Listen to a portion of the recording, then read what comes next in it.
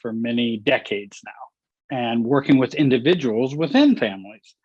And actually, when I work with an individual, I work with them in the way that there's a whole bunch of people in the room, their family, my family, because we're all here in the room or online. And that's taking a family systems approach to helping coaching people and helping people to grow, to understand that we're not just this individual all stuck out there all alone. No, we're a combination of our family of origins, intergenerational things that have gone on in the past in our families. So it didn't start with me. It doesn't start with me. It starts long ago. And if we can take that perspective, I think it's easier to get unstuck and easier to get more healthy, easier to recover, easier to grow up if we take that perspective. So that's why I like the Bowen family systems perspective, or Edwin Friedman, who is also Bowen, his perspective, because it really has provided people some freedom. On this topic, I really wanted to address this because it is probably more common than we realize. Many times people don't think about their families attacking, but I work with a lot of people in whose families are in attacking mode, even if it's simply a mode in which the family doesn't want you to grow up. You're still my child. I can ask you anything. I just had a client not long ago. His mother was asking, well, by the way, he's a well-known professional in his field of medicine, and his mother's asking him, well, when you bought this new car, did you get it on loan or did you pay cash for it? And he didn't want to tell her because he knew that information would go back to her and his dad, and they just talk about that and how inadequate he is or whatever. Or that, how can he be making that much money or not that much money? Or it just becomes fuel for the family gossip. And it's not really about him or caring about him. It's about, let me gather more information. Well, if you have that's another way a family can kind of attack. Let me get information from you. Let me get information from you. Now, it's not a severe attack as someone disinheriting you. Right. I understand that. But it still is a form of, we're not just being, there are games afoot. And when those family games start, it can feel very attacking. Families can attack emotionally, financially. I've heard all of these stories. Psychologically, they can be traumatizing, even spiritually or religiously. And I think since I have been a pastor in the past, I realized families will get even attacking where, if you're making that choice, then you're probably just going to go to hell. Well, isn't that an attack? Mm-hmm. I mean, that's an attack religiously. I mean, you can say, I disagree with you, or this is what I believe about hell or heaven or whatever, if we're going to talk about the religious area. But for me to say, well, this is, if you marry that person, then they'll never be a part of our family. Well, that's an attack too. Wait a minute, what, can't I decide who I marry? Isn't that something I get to choose? And many families, no, it isn't. It's a choice we all need to make, and you need to make it with us. And I'll talk about that with us here in a minute. So manipulating, rejecting, isolating, terrorizing even at times, making threats, ignoring, corrupting. And I've had some people, even parents, getting their kids involved in criminal activity, hitting, spiritual abuse, as I mentioned, financial maltreatment, lawsuits, etc. Scapegoating. Isn't scapegoating a family attacking if you're the scapegoat? Controlling, bullying, lying, withholding children or grandchildren, and many other ways as well. So those are some of the ways in which families can attack. Mm-hmm. Gotcha. Awesome. Thank you for going over all those and, kind of maybe getting people to think about things they're aware of in their own families and how this has occurred for them. So let's talk about why. Why is it that families attack? And that's always a very good question. And of course, if we've grown up in a dysfunctional family, many times, guess who we blame if the family attacks? Me. What am I doing wrong? Why am I not being accepted? Why are they being critical of me? Why are they mistreating me in these ways? I must be defective. I must be bad. I must be worthless. So we tend to many times blame ourselves. And that's unfortunate. When actually the reasons often that families attack to expel pain and anger they cannot handle in the system. It's not really about you. Now, forgive me, I know it affects you. I understand that. It definitely affects you, but it's not really about you. In a systems approach, and when you think of systems, it's the system cannot handle this anger and pain, and so it must go somewhere. And it goes to who gets attacked. Mm-hmm. And so then we all, as the family, if we're all doing this together or parts of the family, we all unite and feel better when we attack you. Because then I don't have to look at me. I don't have to look at my pain, anger, hurt, whatever I'm not willing to look at. And it goes to you. And so it's thank you very much for being the scapegoat and the recipient of the attack. Now I can go sleep at night. Right. So families attack to, number one, expel anger and pain that they can't handle in the system and in themselves. A second reason is families attack to maintain the family's super self. That's this one big self that is the family that you're a part of. And you need to stay a part of this big glob called the super self. Or in my family, my name is Wise. My mother's maiden name was Wardwell.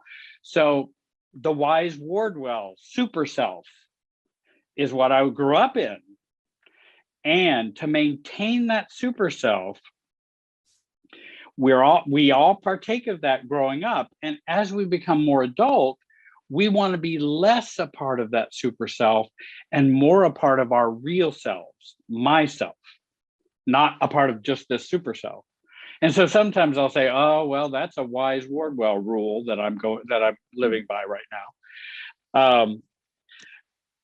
And that they project the messages in which we need to say, not I am me, but it is I am us and I am we. And again, they will attack because it threatens that super self that's so comfortable, even if it's dysfunctional. It still has a certain equilibrium. It still has a certain stability, though maybe negatively, but it's still stable in a way. And families will attack to use power to deal with their weaknesses and failings and psychological and emotional issues. And if you are one to wander away from that super self or start to develop your own self, then the attack can begin. We've got to get you back in the fold. And it almost has that cult-like flavor. And some families are cults. I mean, they really are.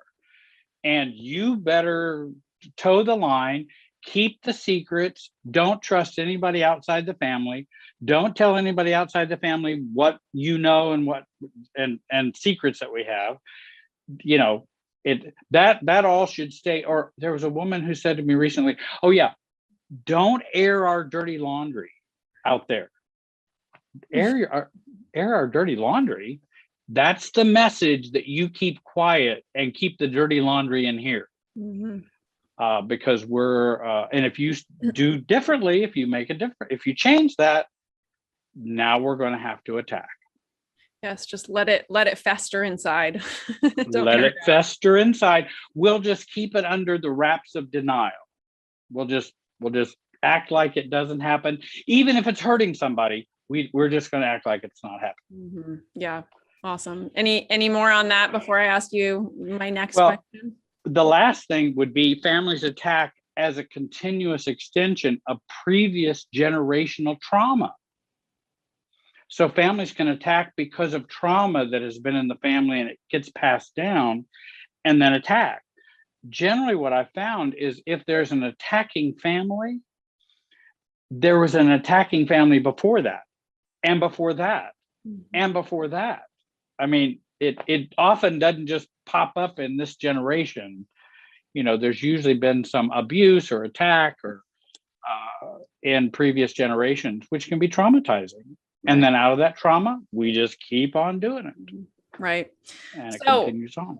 So here's a question I'm curious about, right? And people probably have different degrees of relationships with their families of origin, right? Some people are really thick in their families and they're in touch and they're together and all those kinds of things. So for people who like continue to feel, right, very connected to a family, even though it's an attacking family, like why do we continue to feel that connection, and why can't we just walk away and live our own life? Excellent question. And many times people will ask that question of themselves. Why do I stay connected? And because they're saying, first of all, many people are in denial and don't even accept or realize their families are attacking. That's number one. So they just stay connected. This is just the way it's always been. Hey, this is just my family. You just love them, even though they're taking all of your money, criticizing you every time you're together, putting you down, shaming you. Well, this is just my family. And aren't we supposed to just accept our families the way our? Well, yeah, we are to accept other people. I understand that. But attacking is a whole different matter. And so they will believe this is just they'll be in denial, so they don't walk away. They also fear what will happen if I do. And if I do walk away, I'll be all alone. I won't have any support of any kind. So I'll take this 95% attacking and negative toxicity to get 5% of if I ever need to borrow some money or something. Right. Because they'll be there for me. But boy, it comes at a big price. Yeah, that $500 loan is. Yeah, I'm glad you mentioned money, because that is that holds such power over family relationships. Money is a big thing. That major power. Yep. And who's going to help me when I have this baby? And who's going to, the normal things that family and good families might do. And we think we will lose all of that. Where will I go for Christmas? Where will I go for Thanksgiving or for, whatever holidays there are? And so we fear that loss and we have that grief and we don't want to have those losses. So I'll stay connected in spite of all the attacking. Thirdly, then you have the whole biblical, honor your father and your mother, which means you should never go no contact or never leave your family. Well, there's also some other verses too that say, leave your father and your mother to follow me. So which biblical verse you're going to go by here? Because it's more complicated than that. Yeah. And people will just take a simple look theologically at that. But they'll feel, I got to honor my father and mother. So that means I got to take whatever they dish out. Right. And so they won't leave for that reasons, the fear of loss. And also you've got societal norms too. Oh, you don't see your family anymore? Oh, what's wrong with you? They don't say, oh, your family must be toxic. They go, well, I wonder are you crazy? Is there something wrong with you? Well, I don't want people questioning me about that. Aren't you going to go be with your family this Thanksgiving? Well, no, we don't have a very positive relationship. And there are ways you can answer appropriately. But then they're going to, something's wrong with this family and with this person. Right. So you have societal judgment that you'll want to stay in and stay connected. And then you also have the fantasies. One day my family will be the family I've always wanted. If I just wait long enough, if I'm a better person, if I go to all the family gatherings, if I try to assuage my mother or assuage my father, then they'll love me and we'll all be one big happy family. Right. And it's the fantasy Right. that well, I'm sure they love me, so I just need to do things differently, and then it'll come through. And so we'll have the fantasies that will keep us connected to that too. Yeah. So those are some of the reasons why it's hard to walk away. And Mhm. I have a lot of people say, oh, well, just tell them to walk away. And I'm going, wait, you don't understand how difficult that is to do. That's not easy to do. When, well, I just walk away. Well, you just walk away because it's not your family. Exactly. You're more objective. Let's talk about you just walking away from your family. See how you feel about that. Right. It brings up a lot of issues. So Mhm. there's a lot of self-differentiation and self-growth that's needed for us to be able to have those boundaries and go either low contact or no contact, or it takes some maturing and learning to do that. And that's what I help people to do. Yeah, so let's dive into that, right? You mentioned self-differentiation. And so if someone is in an experience where they're in a family that attacks, like what steps can people take if they're in that scenario? And I've I think one of the steps is that first we have to come out of denial. Being attacked by the family, and many times I will tell people, well, and it's amazing how many times I've asked people, because they're telling me all these horrible stories, you know, and I could give lots of examples of bad stories, and I'll say, well, in this one instance, I think, do you think your dad loves you? They had never thought about that. Well, I assumed he did, but everything they're telling me indicates he doesn't. It's like, and I'm the objective party. I know that too. I'm outside the family, so I can see maybe a little more clearly. And I'll say, well, do you think he really loves you? Or is this just a game or a power play with the inheritance and with, your job and the family business, or, those kind of things. And so this person starts to come out of denial. Oh, well, this really is wrong. People who love each other don't do this. Correct. I'm not saying you have to do anything right now. Let's just accept that people who love each other don't do this. And it's not just simply them being annoying, or just accepting. They start to begin to not accept the attacking anymore. And they're not just annoying. And I hear all the statements, well, that's just the way my family is. Yeah, but I don't think you really accept your family as they really are. You are minimizing what your family's doing. That's different than accepting this is the way they are. You're minimizing it, and we don't want to minimize. Now you can make choices after that. So that's kind of step one, come out of denial. Yeah. Yeah, I'm glad you mentioned that. I love that about, right, people who love each other don't do this. That's such a profound thing, because it's a right. We don't think about that. We just assume right, everybody in the family loves everybody. right. They're just difficult to get along with. They're just kind of selfish at times. And I'm going, but let's take a look at all you've shared with me. Exactly. That isn't how I define love. Mm-hmm. And then of course, many times we have to look at how we're emotionally or financially dependent on the family and deal with those things too. Because maybe the family has worked it around where we are more financially or emotionally dependent on them. So we want to understand our functioning, and work on completing our unfinished business and issues which are at work inside us that keep us connected, over connected. And so we have to deal with those issues, our fantasies, what we hope for. Well, they'll come around. Everybody needs your mother's love when you're 50. I mean, I'm not saying your mother can't love you. It's nice to have your mother love you. I'm for that. I really am. But you're telling me it's a need. And I'm going, you're 50 years old. I don't know that you need a parental love right now. It'd be nice if they would. And some mothers and fathers love their kids, even into adulthood, which is fabulous, but not all. Right. And then I talk about once you become more aware of what's going on and you begin to become a little more intolerant to the abuse or toxicity or pain and the attacking, that, hey, I need to set some boundaries. Families who can tolerate this, and families are all on the continuum, so they're all kinds of families who can handle things down here, and some are way up here and can't handle anything.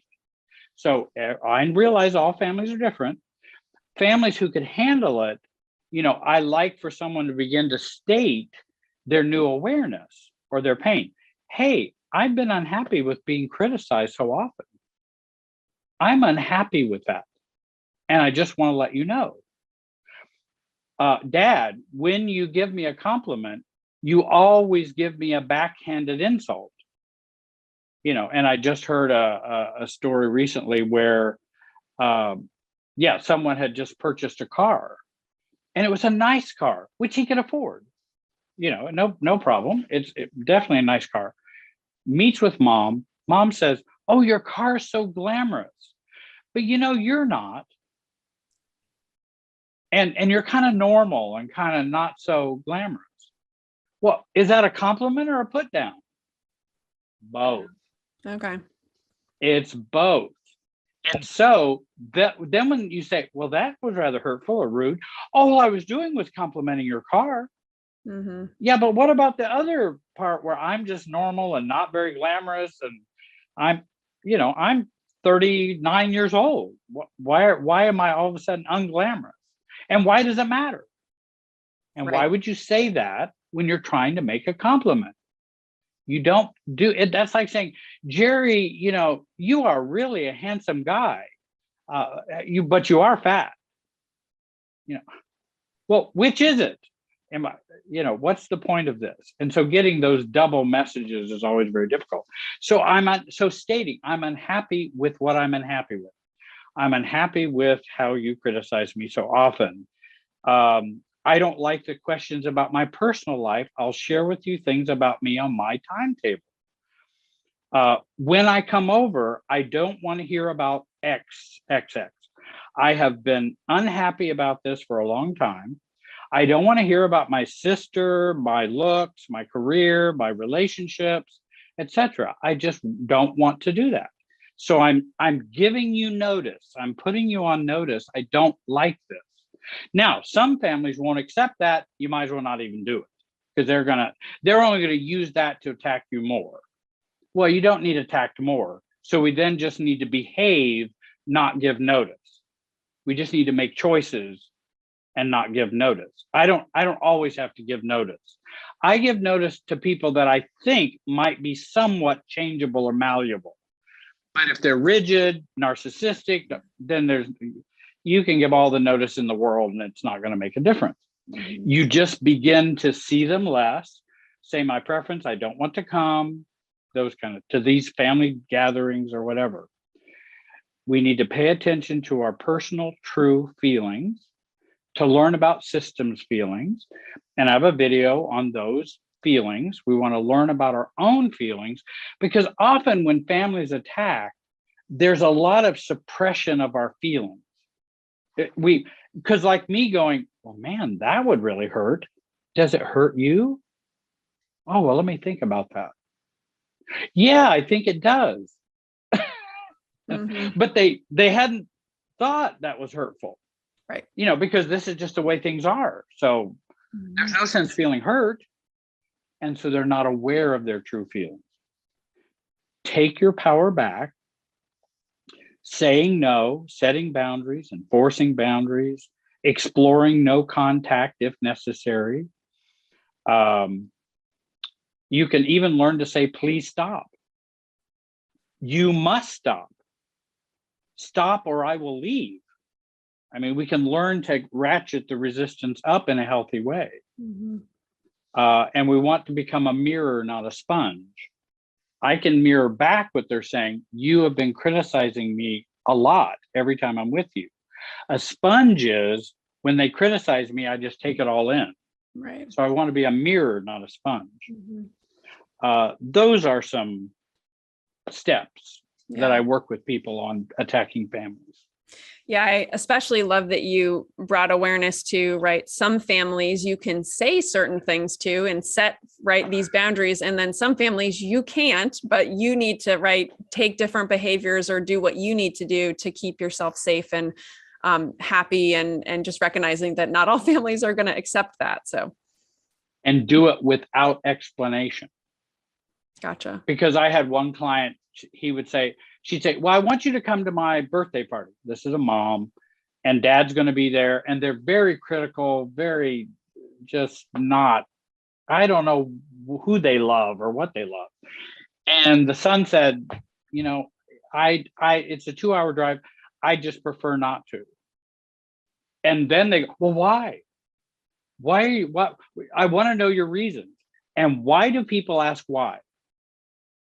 When I say, well, my preference is I just think I'll stay here and I won't come for the birthday lunch. Why do people say why? If they happen to be attacking families, they need more information. They want to change your mind.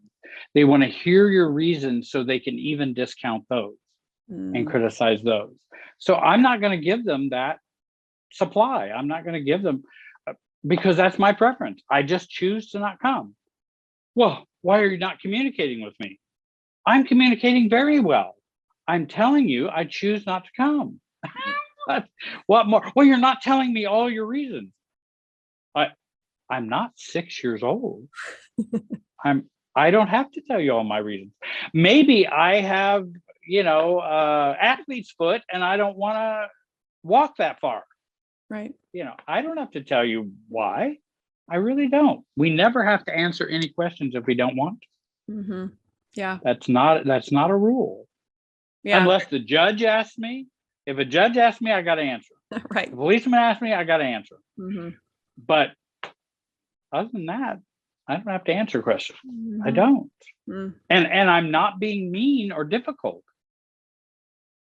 Right. Yeah. So interesting. Yeah. It's interesting to start questioning, right, what kind of things we think are true but aren't, right? That I must answer all these questions, or I must answer if someone asks me, or I'm obligated to always be connected to my family because I was born into it, right? Is it true? I have their last name. Right. Yeah. But they may not be a nice family. Yeah. And you're right. I'm not obligated to answer those things. And you may get even more bullying or more defining. And I have a video on stop letting others define you. And they will define you by saying, oh, well, you're just being oversensitive. Oh, well, you're just being this, or they're just defining you, which is also an attack. That's also an attack if you're defining me and judging me. Right. I prefer to not come. We are adults and I can prefer that for any reason I want, because I like chocolate ice cream over vanilla. It can. Right. I just choose. Well, I'm your mother. I'm fully aware that you're my mother. I'm fully aware you're my father. That has not been lost on me. Yeah. Believe it or not. Yeah. And in fact, there are times I'm not sure I wish that were the case. Yes. But that's a little reactive and a little immature. Yeah. But I can be immature too at times. Can't we all? We all can be. We all can be. I'm trying to be more mature. It doesn't mean I will eliminate all immaturity. I'm trying to be more mature. Right. Absolutely. It's a work in progress. Work in progress. Thank you. Well, thank you for sharing those steps, Jerry. And I'd love it, since we're running low on time, for you to share a little bit about your free gift. And then I'll ask you for some final insights. So what is that? If you contact me on my website, send me a message, say you're coming from Avea, so that I have that, know that, and just say Avea, and that will tell me. I will send you a link to a free workshop and an additional video as well that you can have. That's kind of an exclusive video The link I think we'll have on there that you can use that link to contact me. You can also go online if you find me or whatever and just write to me and say Avea. So we know it's, but that contact link would get it there, and I can get you that free information. If people have really appreciated that too. Awesome. In past. Thank you, Jerry. And everyone watching, the button to that is below that links over to Jerry's contact form. And then you put that information in. We'll have some instructions there so you can just copy and paste it so Jerry knows where you're coming from. And do you want to share any last insights? I think you had a quote that you wanted to share. There were a couple I thought, they're very brief. When families attack, this is not us cutting off from them. This is them leaving us. Because so many feel guilty about leaving their family or distancing from their family. When I'm distancing from someone, it's not because it's my choice. I mean, it is my choice, but it's because of things that have been happening with the other person or the family. That's why I feel the necessity to do that.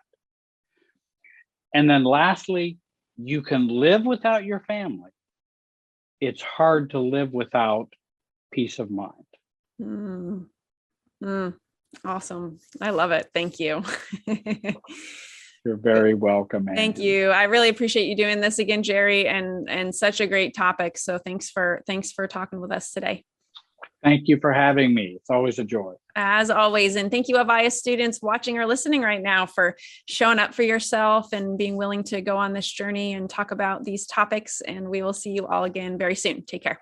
Hey, everyone. Thank you so much for joining us for this latest class with Jerry Wise. He talked with us today about when families attack. I really enjoyed this conversation. I enjoyed that he specifically honed in on family dynamics, right? What's happening with your family members, those that you were raised by, people you are genetically related to, all of those kinds of relationships. And one thing that I wanted to touch on was what we were talking about around obligation.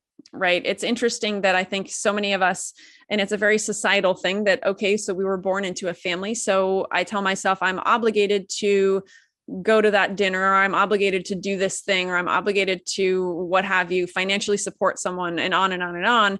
And just starting to question, well, is that actually true? And right, just questioning in any dynamic, any kind of relationship you're in, am I doing this thing out of obligation, or am I doing this thing out of inspiration? Like I really truly want to, or I feel inspired to, as opposed to I have to because I'm related to you, or I have to because of some other obligation. So just things to think about in all of your relationships. Are you operating from a place of obligation or a place of inspiration? So a little food for thought, and I hope you enjoyed this. We'll see you all again very soon. Take care.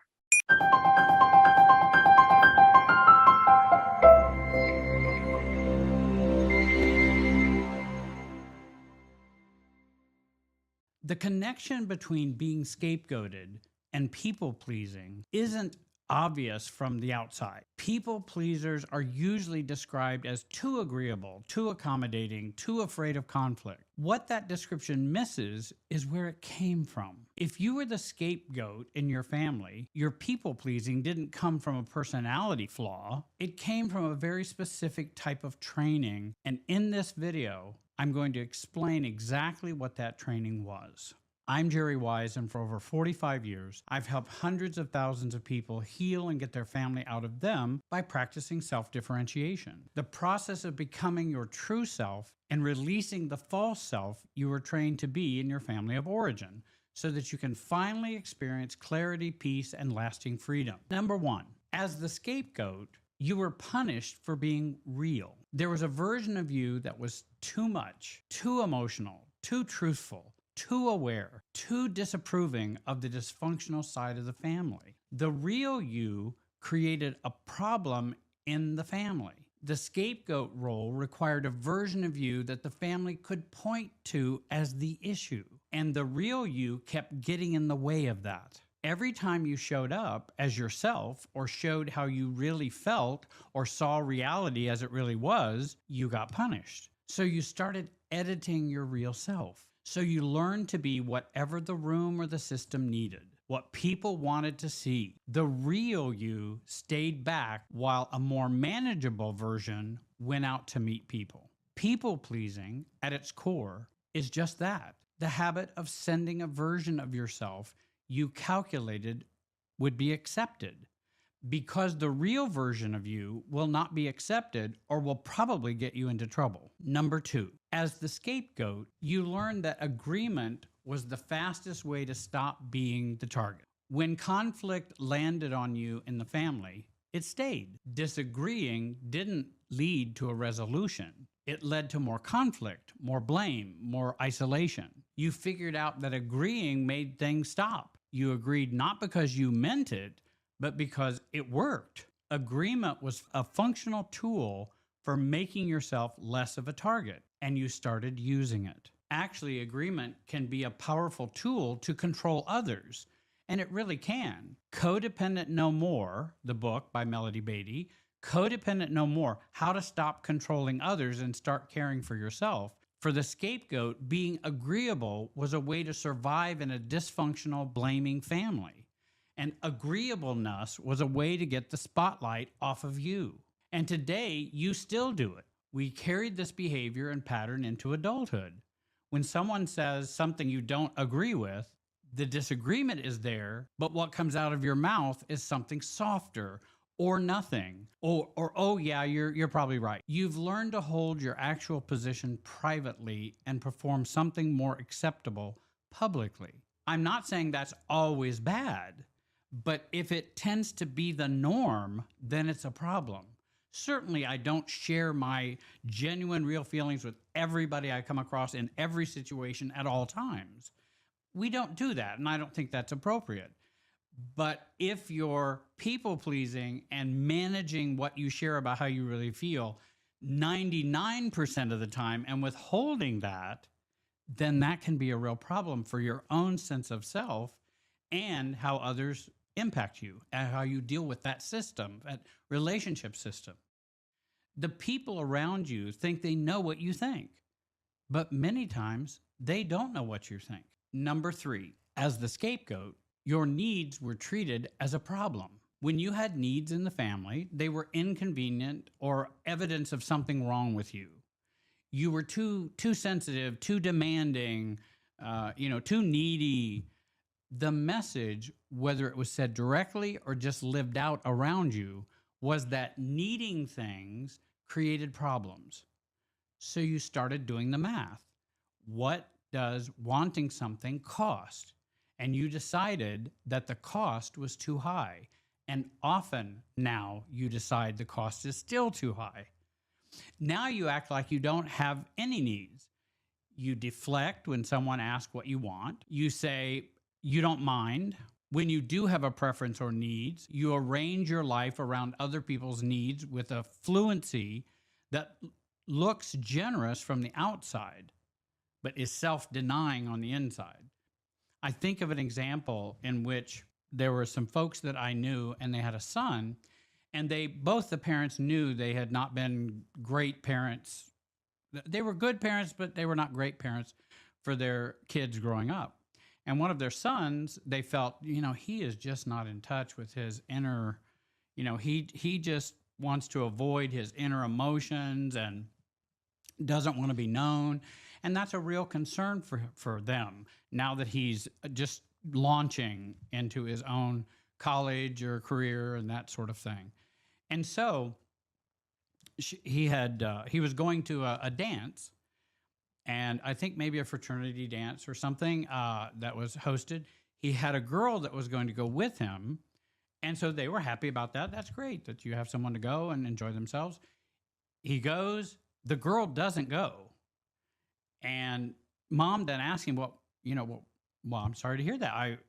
Does that bother you that she didn't go? And he basically said, well, there's nothing I can do about it now. And no, it was fine. Everything was great.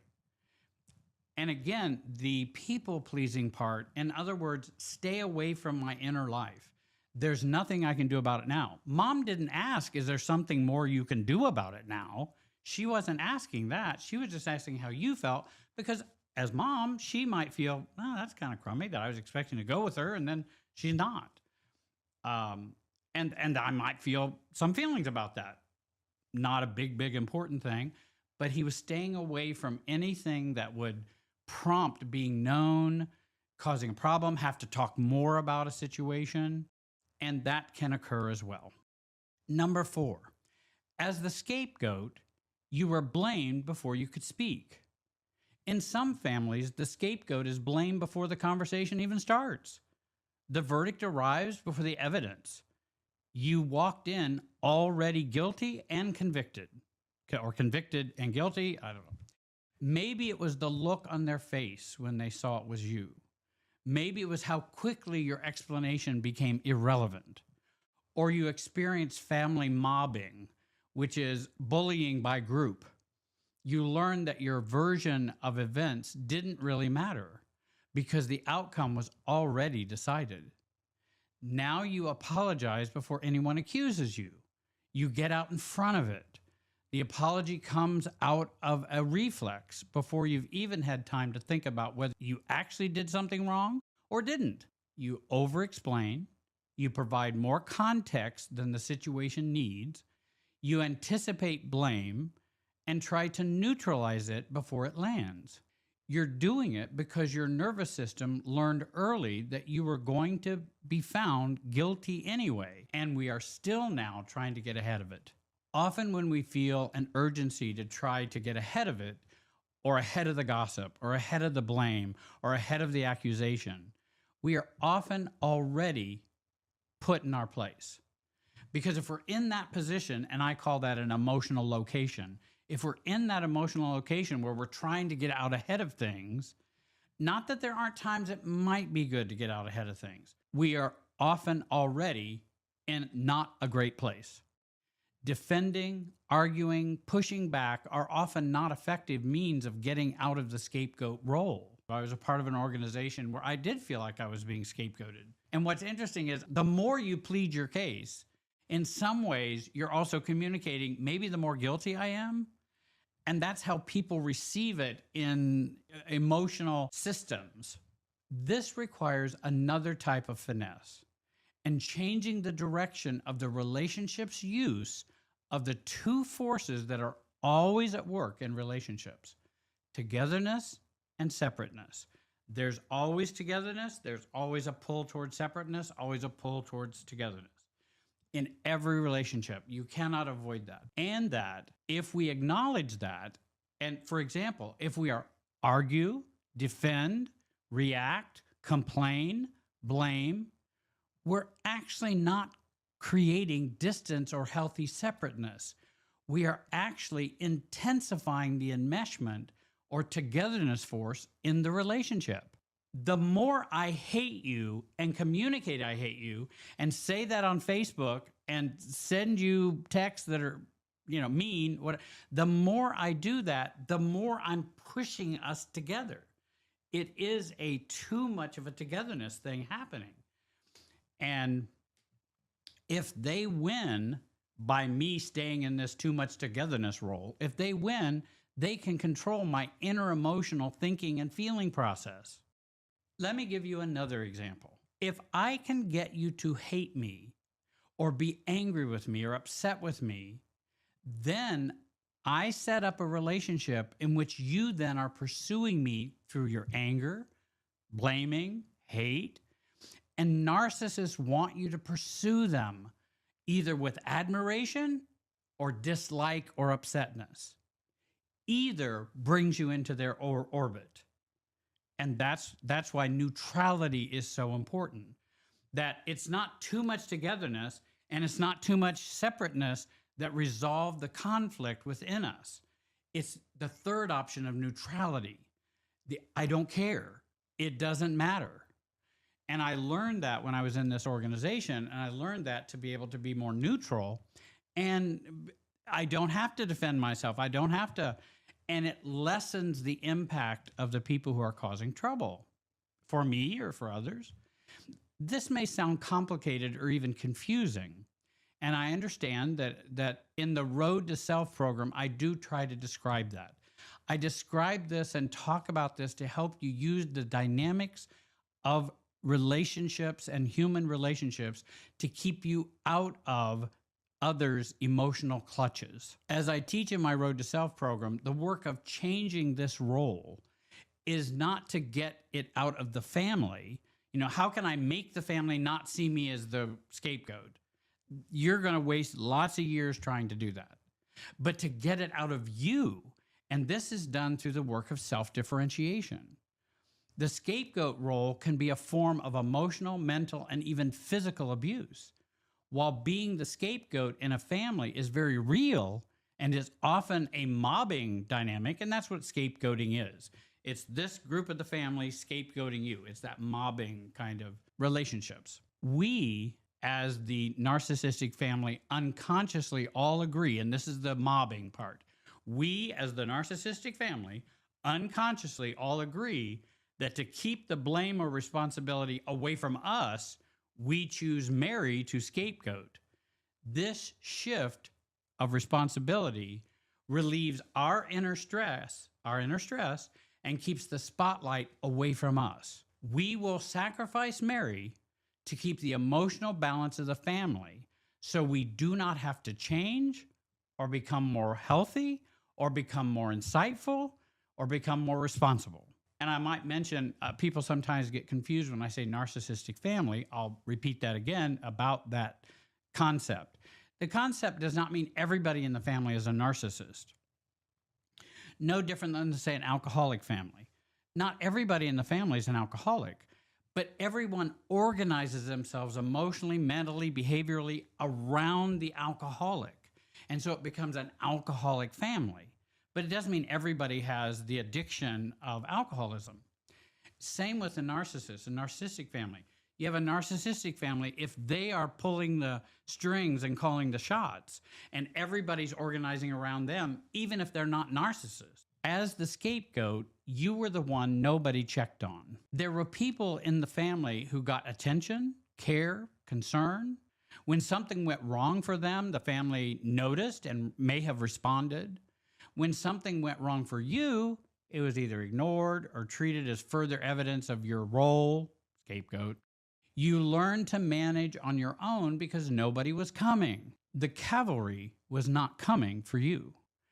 Now you make sure nobody else feels that way.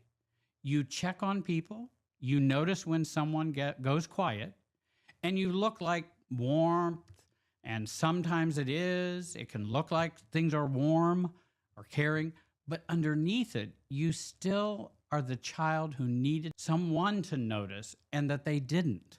You're giving what you didn't receive, and that impulse is driving a significant portion of your people pleasing today. Because if our need for being seen, being cared about, loved, we might then go overboard to do that to everyone else in the hope of getting it or earning it or hustling for it.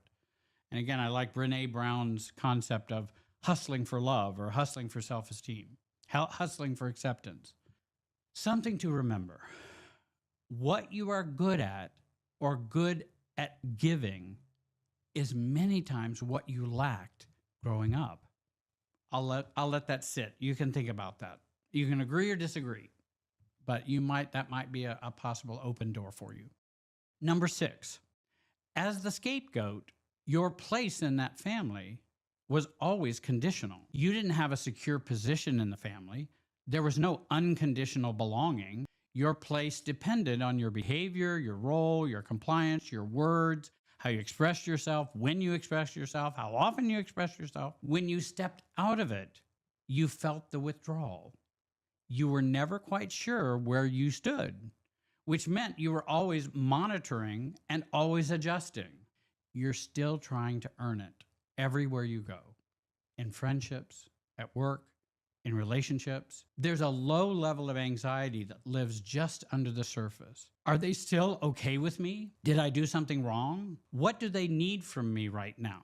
I do work with a lot of people pleasers or codependents, people pleasers, or people who they've just had to abandon their self to get acceptance or love or caring from other people. And I oftentimes will say, because that's your bent, because that's the way you tend to be, it's probably no risk to try to be someone who's not that. I would like you to go and be more disagreeable. And they go, well, I can't do that. Then people won't like me. No. we well, and there we can go into all of that. And the issue is you're way overboard. Here's being selfish. Here's being people pleasing. If you choose to do some disagreeableness, why don't you be a problem causer? Why don't you, in an innocent and not bad way, it can move you more towards the inner and the middle part of being healthy by pushing the symptom, we might say. Then, go to work and cause some trouble. Not enough that it hurts anybody horribly or causes a financial disaster. But there's nothing wrong with being, what happens if you're such a people pleaser, then if sometimes you go, well, I'm not sure I would do that, everybody is aghast. Oh my gosh, they thought, oh, Jerry's got some disagreement with this. He never has disagreement. The reason why it's so technicolor and why it gets such big attention is because I'm out of balance over here. I want to be able to disagree or cause a problem in a positive way. And people don't go, oh my gosh, that's so unlike Jerry, because then people will see you as more human. And also I think it adds to trust and things like that. Not necessarily with the narcissistic parent. I'm not saying that, but I'm saying in our own recovery process. The people pleaser comes out because you never fully believed your place is secure. And the strategies you built to earn your position in that family are still running.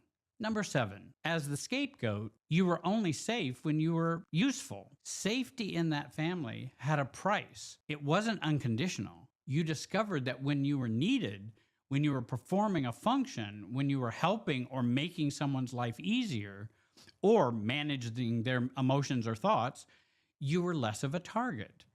Being useful provided a kind of cover. It made you less visible to whatever was coming next, which was the closest thing to safety you could get. It is very confusing and difficult for a child to learn safety is earned, or safety is something that comes and goes. This foundational need was never really secure. Here we find the beginning of trust issues, confidence issues, and self-esteem issues. As a result, usefulness became the currency. You help before you're asked. You offer before the need is stated.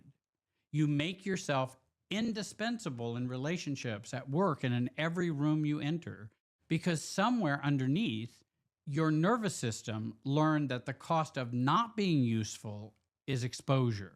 In your case, the people-pleasing runs deeper than waiting to make others happy or wanting to make others happy. It runs all the way back to the equation, useful equals safer. And certainly not being is safe. Number 8, as the scapegoat, you were never allowed to have a reaction. Emotional reactions in your family had consequences. If you were upset, you were seen as being dramatic. If you were angry, it was proof that you were problematic and dysregulated. And of course, the only one who was identified as dysregulated was the scapegoat. If you cried, it was manipulation.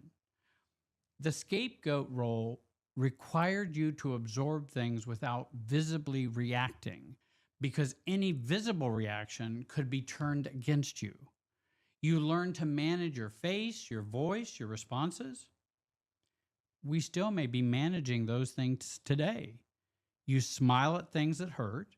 You try to act calm in situations where you really don't feel calmness is appropriate at this point. You let things go publicly while carrying them privately. The pleasantness you project to the people around you isn't always how you actually feel. It's a practiced surface experience. And underneath it, there are reactions you've been suppressing for so long, you've stopped noticing that they're even there. If you're ready to finally break free and start living with clarity, peace, and a grounded connection to your true self, then join the Road to Self program. Many who have joined say it was the missing piece in their healing journey, the step that finally helped them get their family out of them and stand strong as their true self. If you're not sure the Road to Self program is for you right now, then start with my free 84-minute self-differentiation training. Over 50,000 people have joined the free training as their first step. Click the links in the description to get started. Please don't forget to subscribe. Also comment on this video. I read the comments. And hit the bell icon so you never miss a new video. I want to thank you for watching. Have a great day and be wise.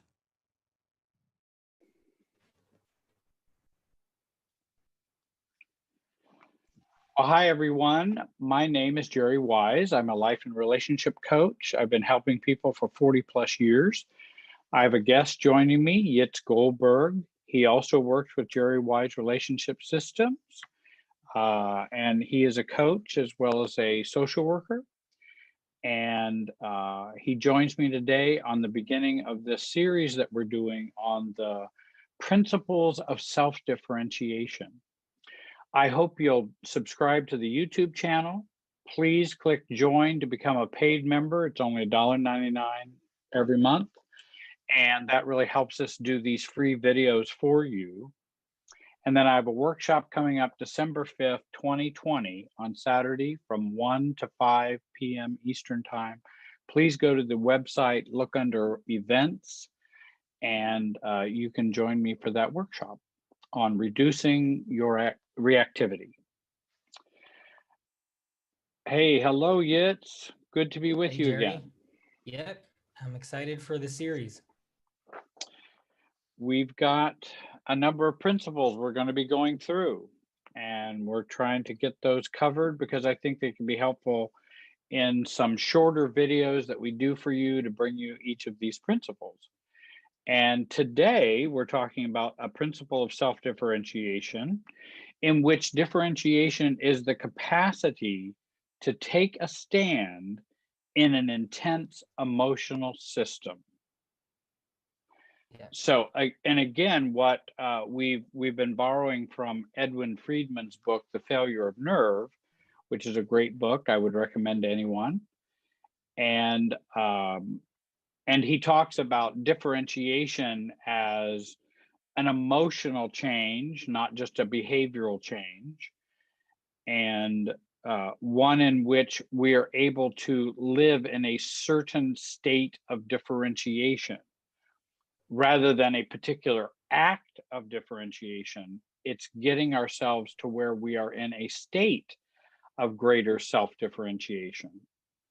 And the first principle talks about our ability to take a stand in an intense emotional system. But I think you can have an increased ability in self-differentiation, even to learn to do it in a lesser intense emotional system, because we can take our baby steps and begin to practice taking a stand in even lower anxiety systems and work our way up to more intense relationship systems. Yeah, that would be good practice. Even though usually our differentiation is challenged when the system is intense, like when the emotional system is intense, that's usually when our differentiation is most challenged. Correct. So, to me, I think this whole idea of taking a stand in an intense emotional system is usually what I deal with, for example, with clients who say my father is a narcissist, or my family is dysfunctional, or my workplace is like this. And they always describe the system around them as being very intense, very unhealthy, very immature, as if high that anxiety. allowed them, as if that allowed them until now to be undifferentiated, right? To continue to being immature. And good point. Yeah. And they could do that, meaning if that's what they want, how they want to live their life, they could do that. But at the end of the day, we are challenged. They would be asking, well, how can I possibly differentiate given all of this drama and chaos? Right. Is their cutting edge, right, where they're at the cutting edge of change. But that is where you are supposed to differentiate. Those are the places that you are going to be challenged. And actually, those are the places that, with the right work, you're able to really differentiate on a much deeper level, not only just because the surroundings are kind of okay and they're not challenging you. Well, and I think of it as the whole fear, overcoming a fear issue. We'll be ready to do it when my fear goes away, versus are you ready to do it and go through the fear, and not wait for it to go away. We're always wanting the circumstances and situations to be amenable and to be how we'd like them to be. Well, I would differentiate from my mom if she was just more understanding. Well, no, differentiation is differentiation regardless of her understanding or not understanding. Yeah. That's it's not dependent on them. And in fact, if we are wise, we then, and that'll be another principle we're talking about, is what happens when we do differentiate in a highly charged or an intense emotional system. Usually it won't be welcomed with calmness and, affirmation. And if you know that going in, you're able to fortify yourself more and staying calm with not needing that approval, Yeah. not needing that acceptance. Yeah. Now, I To interrupted me, you. no, I was saying that to me, taking a stand in an intense emotional system, it means that I'm not trying to change the system, nor Exactly. am I trying to change myself for the system. And throughout this time, I stay myself despite the system trying to change me and despite the system not changing. Right. So Right. this is the process of differentiation, allowing the system or the people to continue being who they are or doing what they are doing, but you're the one differentiating. You're the one taking the steps outside, or more you, more of a self, Yeah, right? more Creating of more of self. an I, right? Right. You're And not leaving the system to rebel. You're leaving the system because it's right for you, or you're doing things that are different than what is expected from the system because it's right for you, not out of I don't know, resentment or trying to get back at the system. Right? That would right, just be which being a reactive. cutoff. That would be a cutoff, which is what we often do, thinking we're changing. Well, I'll just cut off from them, and then I'll be different. And by the way, cutoff and going no contact are two different things. Cutoff is an immature avoidance. No contact is a mature intentional choice, or low contact is a mature intentional choice and not based on my immaturity. It's based on my maturity. And so I like to make those distinctions because a lot of people will think a cutoff is being mature. No, Yeah. that's you can't handle the heat in the kitchen, so you get out of the kitchen. Rather than taking in a bucket of cold water with ice in it to take care of yourself in a hot kitchen. That's I can take care of myself, and maybe I can even step into the dining room to get out of the hot kitchen, but I'm still talking to the people who are in the kitchen. And so I have connectedness while being myself, my real self. And I realize, and then there's a whole continuum of problems, from severe narcissists and malignant narcissists to abuse situations to, just good old neurotic families and dysfunctional families. And so one shoe doesn't fit all people, but this work of differentiation is something everyone can do and is important for us to do to grow up and to be mature. Right. Because for one person, staying in contact with an intense system could be the right thing if that's what they're interested in doing. Mm-hmm. And for another, really going no contact out of a mature kind of state, that would be the right thing for them to do. Jerry, I wanted to ask you, what would you recommend to someone who's in an emotional intense system right now, in a system that's very charged up, a lot of anxiety going on, also from the person himself or herself, and from the family or the system? What would you recommend for them? What would you tell them to do that will allow them to kind of see themselves, right? To stay calm inside the system and yet know what they need to do, like what their next steps are. And of course, that's a big question because there's a lot connected to that. But I think I would talk to people about and talk to clients about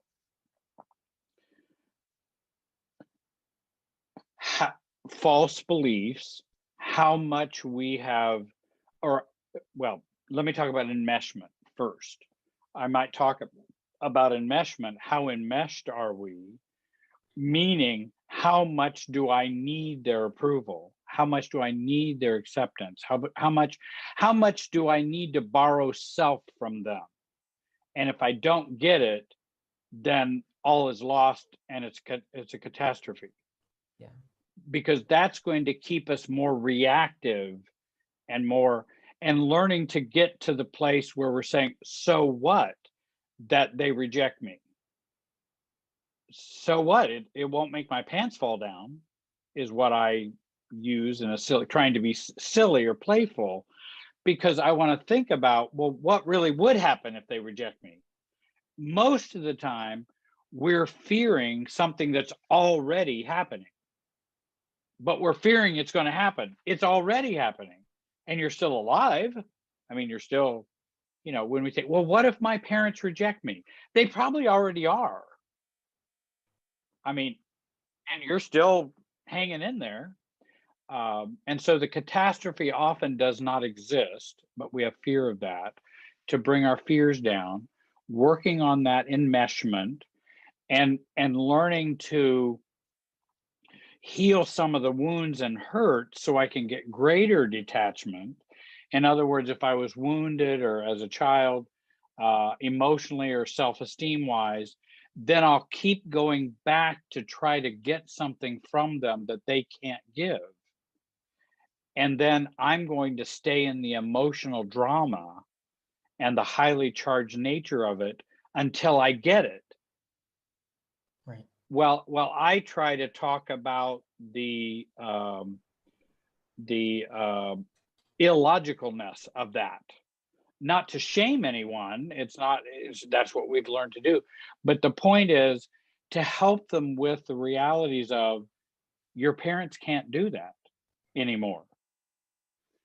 That you don't need your parents and I'm just using parents for an example. It could be your ex, it could be your children, it could be your boss, your what. You don't need them anymore to be emotionally sound. And if you're looking for them to be that, then you're barking up the wrong tree. You don't need them. It's not necessary. It's bad news, but it's good news. The bad news is, oh, you mean my parents are never going to accept me and love me like I've always wanted? That's bad news. But do you know what? It's good news because your parents can't do that anyway. And I was just talking to some clients, and they were talking about how they were wounded by their parents growing up. Their parents later in life apologized and were remorseful for what they had done. Amazingly, it doesn't heal the wounds. Now, do I think parents should apologize? Absolutely. And I'm glad they were. I think that's a wonderful gift. But if someone else causes me a wound, it's now my responsibility to heal the wound. So it's my wound. It's not theirs. They can't fix that. And if they can come to that understanding, then we end up having more power and more sense of empowerment, where now I can state, I can take a stand, because I'm not dependent on what everyone else has got to give me.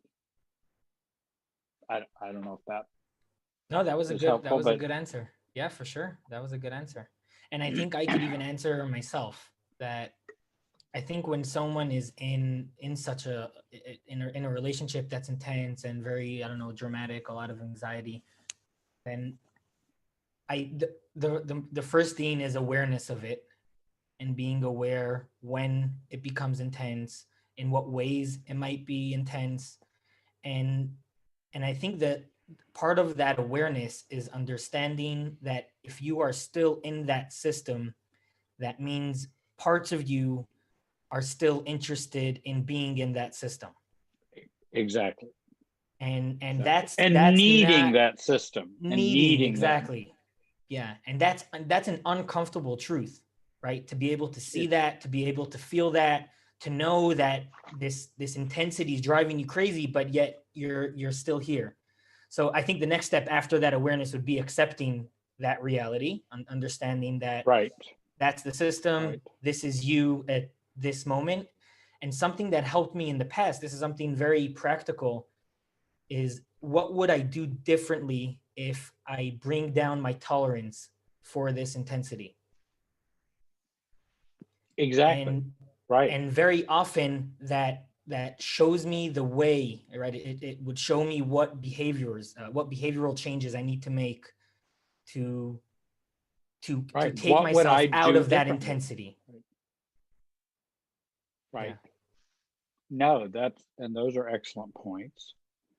And I wanted to share, we just have a few minutes left. I wanted to share, and I don't want to, if you have more to share, yes, you certainly can.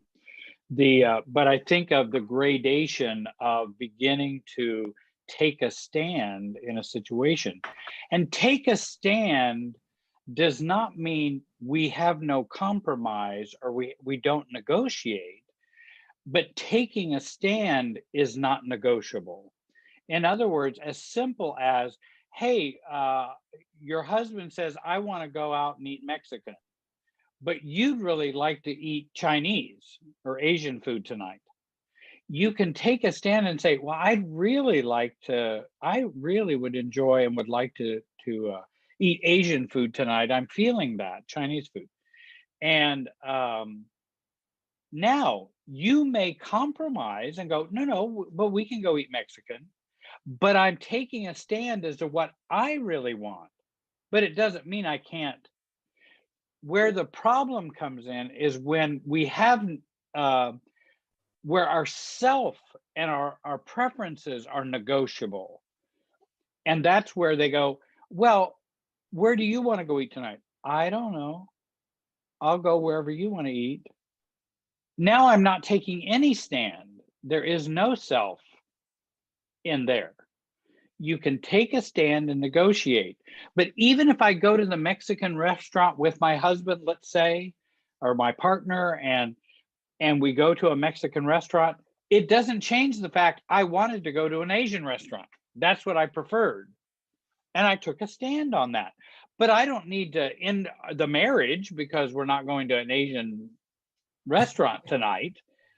So that's a low level taking a stand. Then I remember, and I think you've maybe seen in some of my videos, where the family prayer, where I was a pastor at the time, I didn't want to continue doing the family prayer at all of our family gatherings. I didn't want to be the anointed or person that I've got to do the prayer every time we're together. And I didn't want to do that. But I knew saying no, there would be some anxiety or awkwardness, because my mom was determined that I should do that. So that's another layer of discomfort. Then I remember when I was a pastor and with a council of bishops in which I was a bishop, and I was telling them how I thought we were not serving those who had depression and mental illnesses and such, and that we needed to use professionals outside the church because we couldn't provide those services, and how much that was heretical to my church, and how I knew they would not be happy with that at all, with my view. And there, the anxiety was much higher, and it had to do with my career and my job and what all my other colleagues think about me and support and all kinds of stuff. Well, the anxiety goes up, and can we take a stand in those situations? And so I think we build ourselves to where we can take a stand in intense emotional I will add on that, and then we could end the video, unless obviously you have anything to add on that. That very often in the beginning when we start, or maybe not even in the beginning, right? Always when we meet a new level of challenging ourselves or taking a stand, then very often the taking a stand could come out a bit more aggressive or less flexible than it would with someone who's built that flexibility and who knows that going to a Chinese restaurant, even though that's not my first priority, is okay, but someone else, that might be their way to take a stand. And that's okay. Like that's part of the process. That's part of the journey of playing around of what feels comfortable for you to be flexible with and what is non-negotiable at all. And when we begin to do the work of self-differentiation and taking a stand, it's no different than when we start being a teenager and start being an adolescent. And we're going to make mistakes. We're going to not say it right. But we're going to practice at getting better at that and getting better at knowing ourselves, to where we end up hopefully becoming calm, thoughtful, emotionally aware adults. And that's our goal that we're heading towards, to where we can take a stand while staying connected to the system. But that takes going through an adolescence where you're going to overdo it, underdo it. You're going to say, well, I didn't state that clear enough. Yeah. Oh, I stated that way too clear. I made it a declaration of independence, and yeah, we start, whenever you try something new, you can overdo it or underdo it. And then you keep learning, and it starts becoming truly you. And then you get better at knowing how to state in a calm way you're taking a stand on emotional issues, and able to do that calmly. Yeah. And then we raise less anxiety in the system, and we also feel more confident and secure in ourselves. Yeah.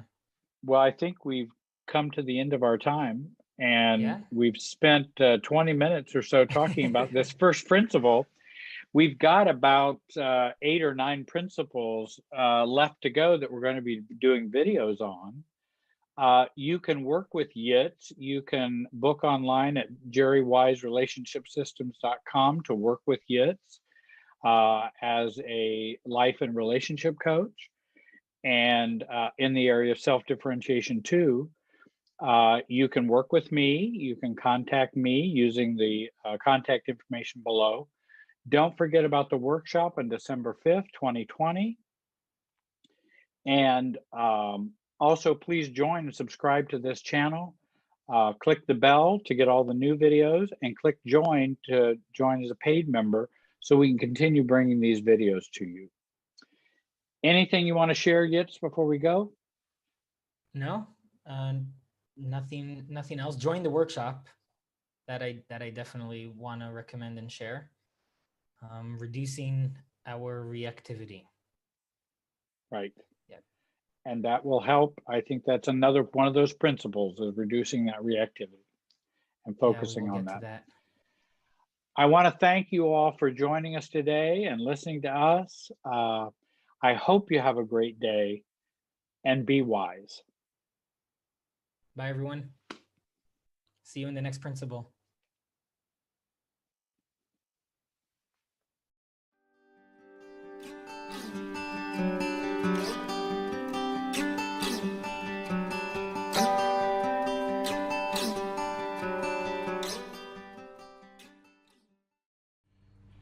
Hi, my name is Jerry Wise, and I'm a relationship expert and the director of the Center for Self-Differentiation in Carmel, Indiana, on the north side of Indianapolis. And this video is entitled Breaking the Family Trance. All of us grow up in families in which we are, so to speak, hypnotically induced into a hypnotic state in which we come to accept the paradigm of our families as the norm, and those are paradigms that we adopt. For some families, those paradigms are not as toxic. For other families, those paradigms and that trance that we are placed in that started at childhood continue on into adulthood and are quite toxic and quite unhealthy. Let me read a quote to you that I found, which I really enjoy. Family trance is a word used by family systems therapists and family systems theorists, and this one is a good one. It says, the deepest trance you'll ever be in is in your family trance, says Jane Parsons Fine. When you think you're changed, whether thanks to therapy, support groups, workshops, or simply increased self-knowledge, just go home for the Thanksgiving and Christmas holidays and experience those old emotional buttons. And I see a whole herd of planes going by that are all kind of antique. I apologize. When you think you're changed, whether thanks to therapy, support groups, workshop, or simply increase in knowledge, just go home for the Thanksgiving and Christmas holidays and experience those old emotional buttons being pressed by family members. You are back in trance, which started the moment you were born. And I really think there's a lot of truth to that, and that's an experience that people have. And and a lot of folks experience that trance. I also realize that when I work with folks, I find that when they begin to break that trance, they really begin to see the world differently. They begin to see themselves differently. Smells are different. Visions are different. They see their family different. They see their own lives differently. It really is an awakening when you break that family trance, because that trance goes with you wherever you go.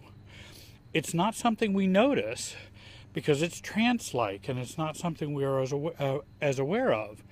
But once it's broken, you really do see how, wow, I was really in a trance with my family of origin. And I think even hypnosis is considered nothing but the manifestation of an emotional state of increased intensity.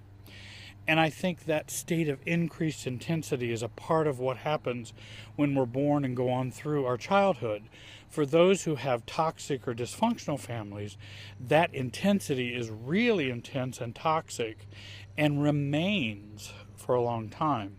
By the way, that was the famous Ivan Pavlov who said that quote about hypnosis, as in Pavlov's dog and what he revealed concerning behaviorism. I think kids are highly suggestible. If we're going to use a hypnotic theme, kids are very highly suggestible because they are so dependent upon family members and parents. One thing I read recently by an author, Peter Teitelman, in his book, The Therapist's Own Family, which is an excellent book, and he talks about this, that Um, a parent's feeling, a parent having a feeling becomes the child's reality. And that's how closely connected parents and children are. Parents' feelings become reality for children because they're not self-differentiated. They are connected to us, and thus begins the trance process. And so whatever our parents felt and felt about things, believed things, and their emotional field and emotional inner life, whatever it was like, that was reality for us. And then as we grow older, we begin to have our own reality. Well, that can be very difficult if you're still under the trance of, let's say, a dysfunctional family. Let me give you my definition of what a family trance is. It is the emotional paradigm or emotional and mental givens we learn and absorb emotionally when growing up in our own family of origin. We took in all of that emotional reality from our mother and father, from our siblings, from our family of origin. We take that in and absorb it. It becomes our reality. It becomes our norm. These givens are the glasses through which we see the world, especially relationships and self-awareness and self-image. It is through those awarenesses, through that paradigm. The family trance includes things for dysfunctional families. Certainly there are healthier trances if you grow up where there was support, self-differentiation, unconditional love, lots of nurturing. There was not a lot of emotional disturbance on the part of the parents and siblings. Then we have a different paradigm that we grow up with. For a dysfunctional paradigm, we grow up with often secrets. Secrets are very, very damaging in families. Family rules, the way you're to do things, the way you're to be, the way you're to think. Family expectations, family roles. Obsessiveness is a part of that trance. And when I think about obsessiveness, that's where we have an enmeshment problem in the family, in which mom and dad are over obsessive about the kids, or the kids are over obsessive about mom and dad, worrying about what do they think, what's going on inside them, how do they feel, what's happening. And when you do a lot of that obsession, that's a part of the family trance paradigm, that we're supposed to do that. Worry states, I think, are a part of that family trance. Are we to worry? We are to worry. How we're to worry. Fear states, guilt states, those are all a part of that family trance. The knowledge of what is normal or not normal is a part of that trance. Trauma can be a part of that trance. Emotional patterns in relationship becomes a part of that trance. The meaning of love, intimacy, success, and happiness are a part of that trance. How do you feel about love, money, sex? All of those things are a part of that paradigm that we inherit from our family of origin. And there are probably other parts of that paradigm, that trance, but I wanted to at least give you some examples of what's a part of that trance-like state. And again, these are not things that I have come to believe for myself. These are things I have absorbed, and these are things I have accepted as givens from my family of origin. And that also is not self-differentiation. Self-differentiation is when I come to accept those things as truly being normative, or I choose that. Then it becomes mine. And that's self-differentiation. Believe it or not, some of those things may parallel or be very similar with my family of origin. But until I choose them, then they are part of the trance and what's supposed to be accepted as norm. While it's possible to break your family trance, I don't believe it's an easy thing to do alone. because we're like fish swimming in a tank of water and we don't observe or see the water. The water is a given. We don't see the water. Fish don't see the water. That's just what they're in. And so it's not easy to see your water that you're in. If we get help from others, that can help us see the water that we're in. And then we begin to separate ourselves out from the water. We may decide we want a different tank, a different type of water, a different color water. I work with individuals, couples, and families every day to break the trance of those with a dysfunctional family background. I work very hard at that. I help folks to unpack that and to find a new paradigm and break the family trance, which also keeps people stuck, keeps people repeating patterns over and over again that end up in hurt or failure, finding wrong partners, repeating addictions that a parent's had, all kinds of problems that come from that family trance. So, how does someone break the family trance? Number one, we need knowledge, support, and input from outside the system.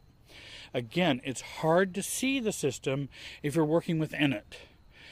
You need help to see outside. You need to borrow other people's objectivity. And I think that's what's been helpful in group, in therapy, reading books, coaching, support groups, whether ACOA or CODA or whatever. It helps people to reframe and to change how they see that family trance and how they see their family. So they don't continue on seeing it the way they've always seen it and keep running into the wall and getting stuck. So we need help to see our givens. We need help to see those givens so that we can decide what we want our givens to be. Let me give you an example of a given. Here's a family trance rule. If I stand up for myself, then I'm hurting those in my family. That's believed by everybody in my family.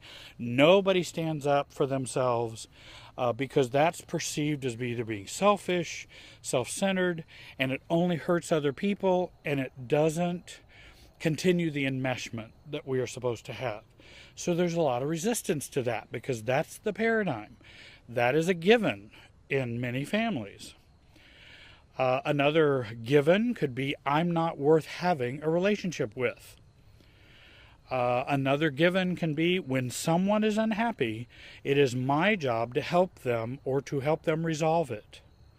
Those are some givens that we may have learned from our family of origin. So we first must begin to see that we have givens, and what are they? Number two, we need to unpack those family rules, unpack the family trends, and unpack what we have come to believe, accept, and absorb within ourselves.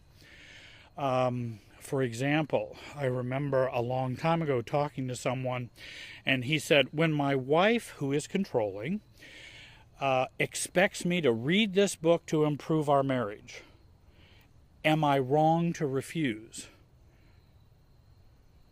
Now, it depends on what your paradigm is. What's your trance that you're in?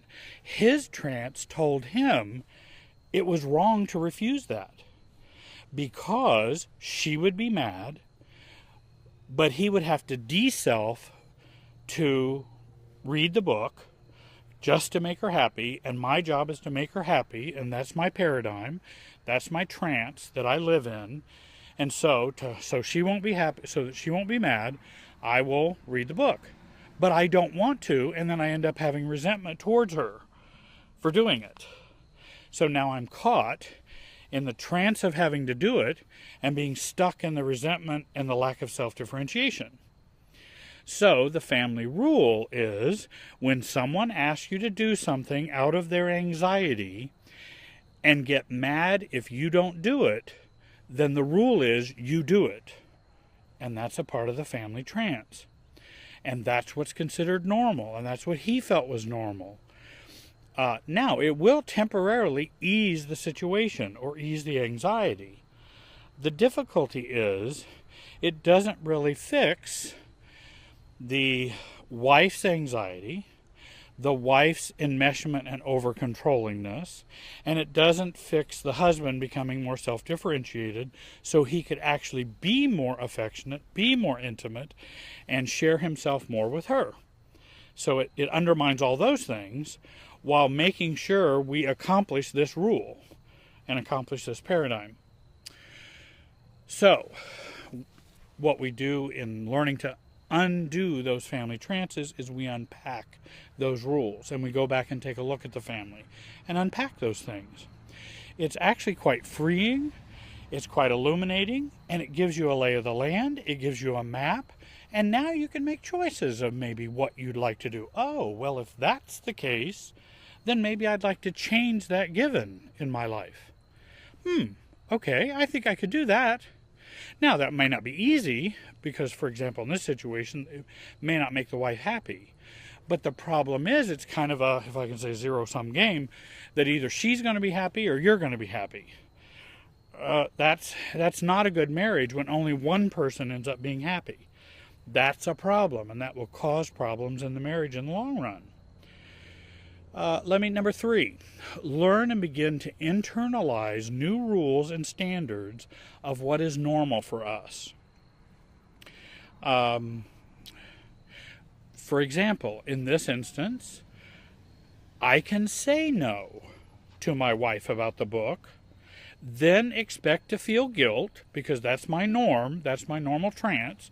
I do have to feel guilt about that.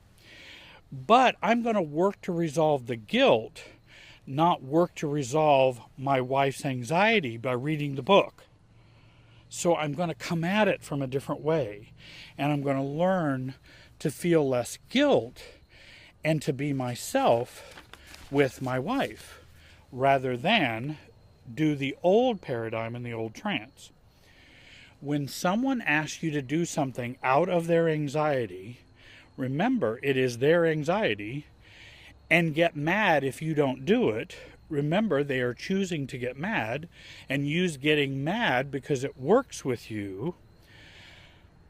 I give myself freedom to not comply and give them the freedom to feel their anxiety and their madness if they wish, knowing I'm not the cause, nor am I to blame for them being mad. And that's a new paradigm and a new frame and a new understanding.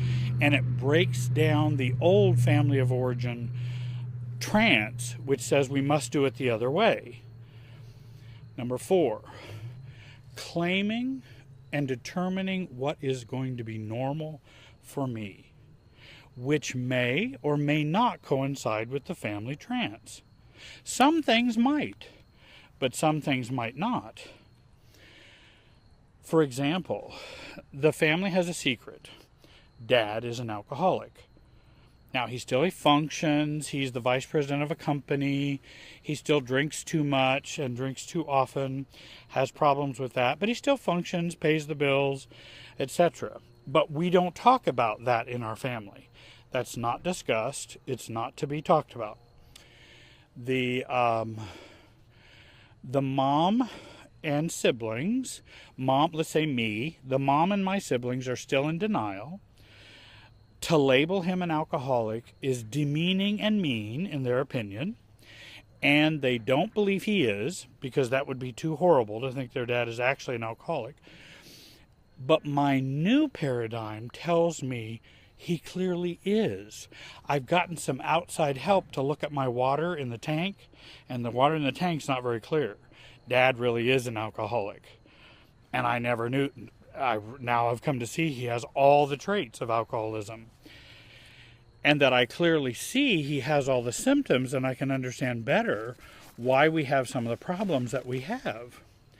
While it is not my job to diagnose Dad, I will now live my life that, in my opinion, he is an alcoholic, and I will live accordingly to that. So when Mom comes to the family dinner alone, says dad doesn't feel well. Mom covers for his excessive drinking. He was drinking too much and can't come to the dinner because he's not feeling well. And not feeling well is always the code for dad is drinking too much. The child, or me, I can say, well, Mom, I hope dad gets help for his not feeling well. Typically, Mom, dad drinks too much and then can't participate in family events. I love him, but he needs to get some help. That's my opinion.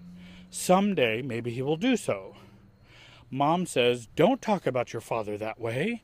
You know he's not an alcoholic.